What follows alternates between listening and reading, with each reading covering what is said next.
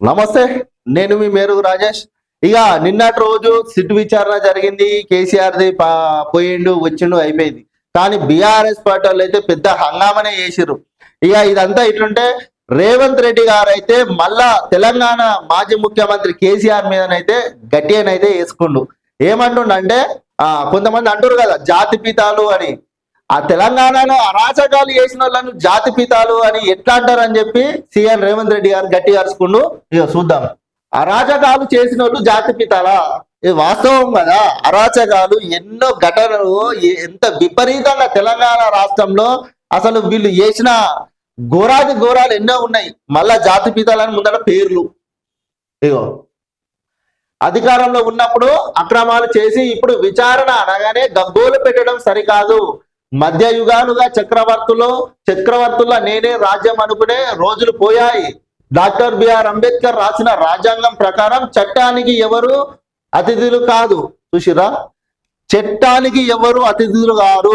ఎందుకంటే మన రాజ్యాంగం ముందట చట్టం ముందట తప్పు చేసినోడు కంపల్సరీకి తప్పు చేసినోడికి శిక్ష పడాల్సిందే.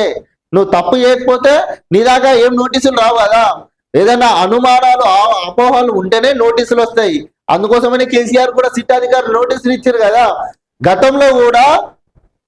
గతంలో కూడా కొన్ని రాష్ట్రాలలో ముఖ్యమంత్రులుగా వ్యవహరించిన వాళ్ళకు కూడా నోటీసులు వచ్చినాయి.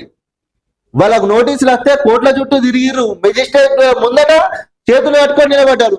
వాళ్ళు ముఖ్యమంత్రి హోదాలు ఉన్నప్పుడే. వాళ్ళకంటే ఎక్కువనా కేసీఆర్? వాళ్ళకంటే ఎక్కువనా? జాతి పిత అయ్యో బాపు అని మాట్లాడుతుర్రు. కేసీఆర్ బాబు ఒక్కరితోనే తెలంగాణ రాష్ట్రం రాలేదు. ఈడ మాట్లాడుతుర్రు. ఇనుర్రి ఏంటంటే జాతి పితకు నోటీసులు ఇవ్వడము తెలంగాణకు అవమానం అంటున్నారు.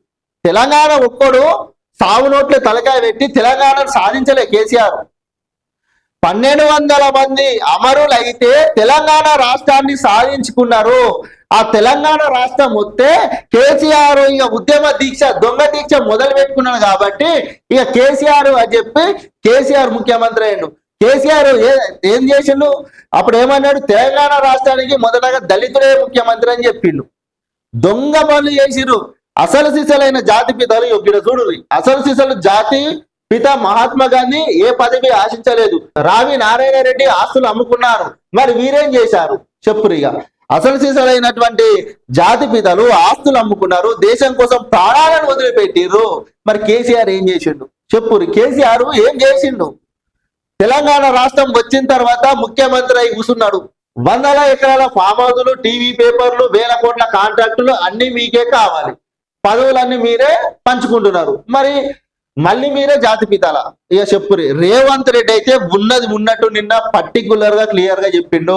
దేశం కోసము పోరాటం చేసి ఆస్తులు అమ్ముకొని ప్రాణాలు కోల్పోయిన వాళ్ళు జాతి పితలైతే మొత్తం అన్ని రాష్ట్రంలో అన్ని కాంట్రాక్టులైనా టీవీ ఛానల్ అయినా మొత్తం కొల్లగొట్టుకొని మొత్తం సంపాదించుకొని అక్రమంగా కూడబెట్టుకొని అన్ని వేసుకున్న వాళ్ళను మళ్ళా మీరే జాతి పితలు అంటారా అని చెప్తుండు. చట్టం ముందట ఎవరైనా తల వంచాల్సిందే, పోవాల్సిందే. ఆయనకు ఒక నోటీస్ వచ్చింది. ఆ నోటీస్కు విచారణ పోయిండు.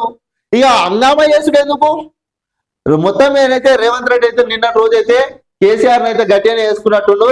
ఏదేమైనప్పటికీ కేసీఆర్ అని కాదు, రాష్ట్రంలో ఏ ముఖ్యమంత్రి అయినా తర్వాత రేవంత్ రెడ్డి అయినా సరే ఎవ్వరైనా సరే చట్టంకి చుట్టాలు ఎవ్వరు కాదు. నోటీసులు అందితే కంపల్సరీ పోయి వివరణ ఇవ్వాల్సిందే.